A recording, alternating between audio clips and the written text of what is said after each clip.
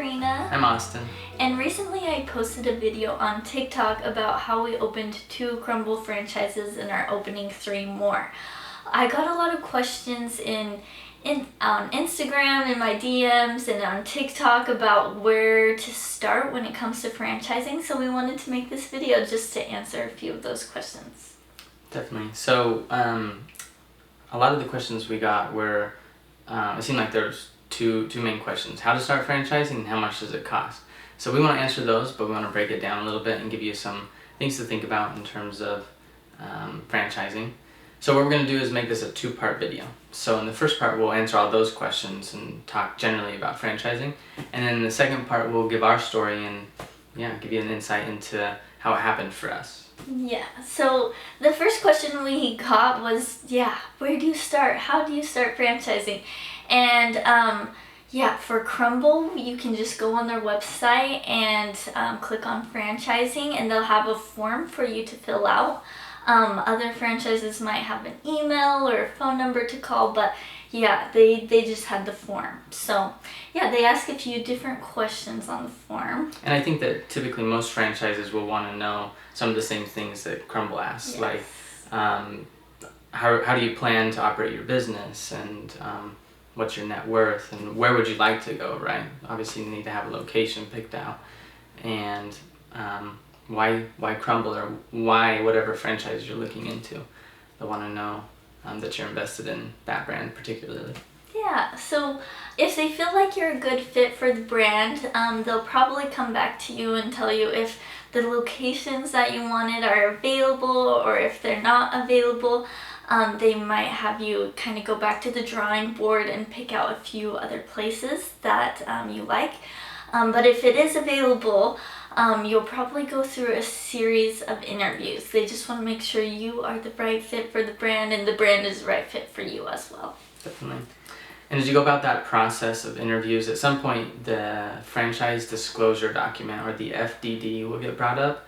And that's a super important document that you want to make yourself familiar with, because it contains all of the legal obligations. It's kind of the contract between you and the franchisor, right? So you'll definitely want to understand it, and if it's confusing, which it was for us for sure, you want to have access to a lawyer as well, someone who can help you explain exactly what all of the legal items in the FDD mean. Yes. The other important thing about opening a franchise is just having the money to do it. So honestly, when Austin and I talked to Crumbl for the first time, we did not have a lot of money to our name. So it was important for us to find an investor. And I feel like you can go about finding investors a lot of different ways. We kind of looked among our close friends and our family. That's kind of what worked for us. I'm sure there's places in the community you could go. Yeah, I'm sure there's plenty of business owners in the community who are interested, or there's plenty of websites, I'm sure. Just do Google search and see what pops up, but also try reaching out on social media to your an entrepreneur or an influencer of some kind who you look up to that you'd be interested in partnering with. Yeah. So from there, the last thing you'll need to know about is just the approval process, and once you've signed the FDD and gotten the location and everything's kind of set from there, you start finding locations in your territory and picking out a space that fits where you want to do business, but also fits the brand and will work for the franchisor as well. So you can use a broker, or just get out and put in the legwork on your own. Yeah.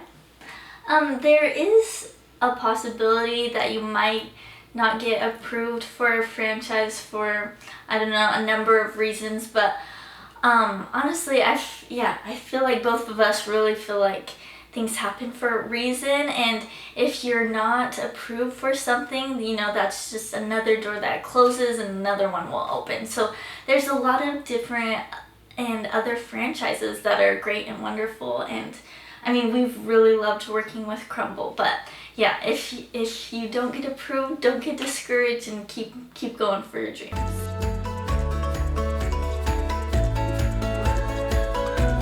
Alright, so now we want to talk about our story and getting into Crumbl franchising.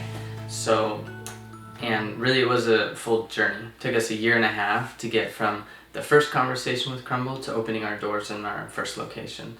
So it's no quick process for sure, it takes time. Yeah. So our journey started out, we were going to school at Utah State in Logan, and that's where Crumbl first started. And yeah, we kind of had seen it grow. We thought they were really good cookies, but we didn't think much about it. We had moved to Boise and we're kind of working some jobs there. And I remember when Austin came to me and he's like, guess what? Crumbl is franchising. We should totally do this. And I didn't really know what a franchise was. So he kind of explained it to me. And I said, yeah, let's do this. I'm down. Let's go for it. Let's try it out, Let's right? try it out. So my dad had done some franchising when I was younger. A couple different food service businesses in his gas stations, and so I'd seen that and thought that was always kind of a fun idea for a business. And so we decided to explore the idea, and I sent an email to corporate and we got a response back, and we were on the phone with the CEO a couple of days later, and a couple more phone calls, and we set up an in-person interview in Orem, Utah at their headquarters.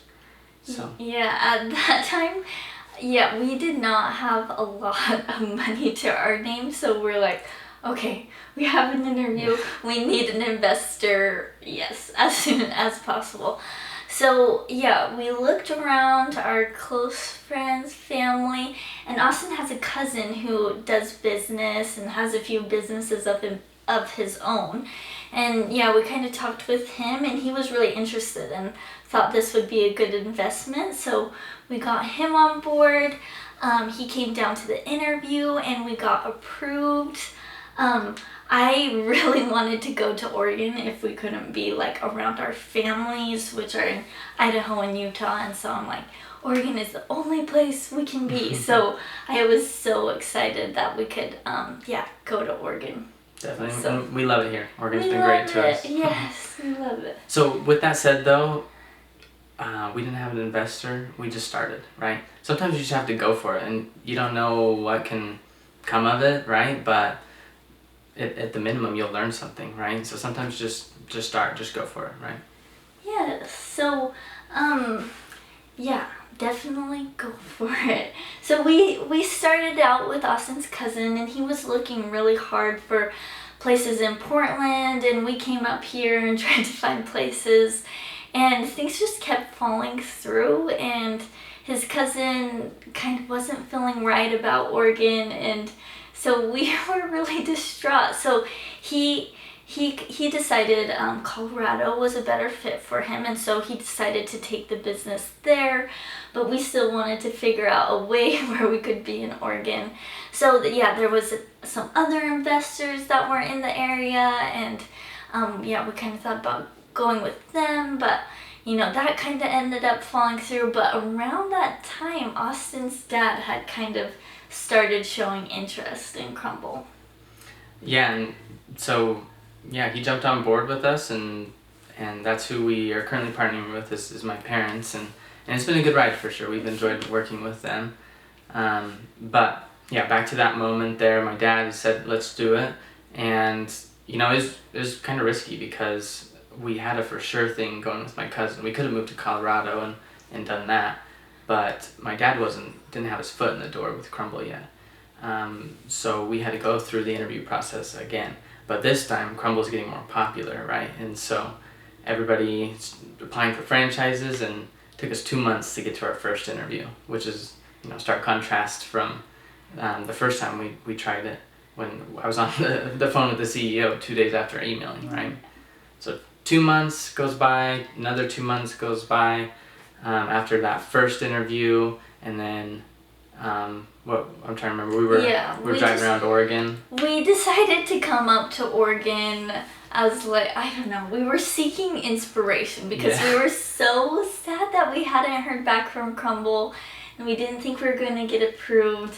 So yeah, I still have a list in my phone of all the other business ideas we had if Crumbl didn't approve us. So yeah, so it was a hard time. I mean, just to give you an idea, October of 2018 we had that first interview with my cousin, right, kind of initially there, and then it was May of 2019 when we decided to go our separate ways, and my dad came on board, and then a couple months later, right, to get that first interview in July, and then a couple months later was that August, September. And we do get approved at that point, but it took a long time. It took a long time. And actually on our inspiration trip in Oregon, that's when they called us. So on the ride home, I remember us being really happy and just like, oh goodness, thank you. We're so excited. So, yeah.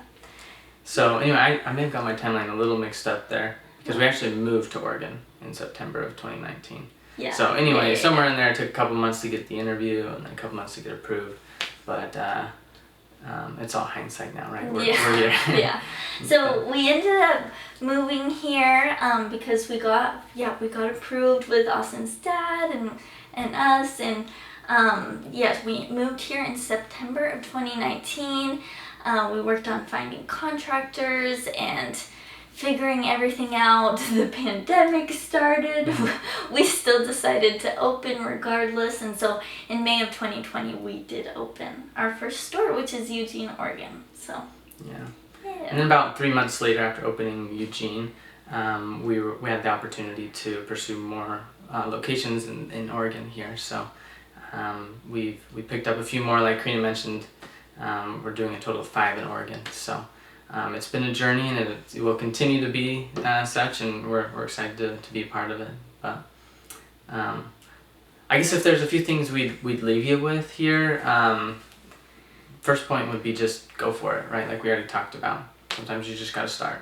Yeah, and another kind of point I was thinking about is, honestly, when we brought the Crumbl idea up to some family members or other people, they're like, what? Why would you do that? Why is that a good idea? Like cookies? That's so different. So not everyone approved, but for us it really did feel like the right thing to do. So just do what feels right for you and I guess your family, if you have family. Yeah. And with that, just be patient. It is a journey. Again, it takes time. And so be patient, trust it'll work out, and see what life brings you from there. Yeah, and we are so thankful that you wanted to tune into this video. We hope, there was some good points, and you can kind of learn maybe how to start a franchise or just kind of get the inspiration to just go for it. So, thanks so much for tuning in. Thank you.